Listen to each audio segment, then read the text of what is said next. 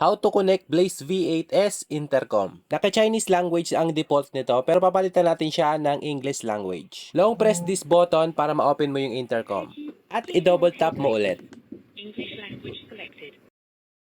Long press natin yung power button para i-open yung intercom. Parehas po ang procedure nito sa magkabilang intercom. Power on. Pairing. Sunod nating pipindutin itong mic icon sa gitna ng volume rocker. Intercom reception mode. Intercom reception mode. After nyan, long press mo naman yung mic icon sa isang intercom. Intercom is connecting. At connected na po yan parehas na intercom. Pwede na kayo mag-usap ng partner mo.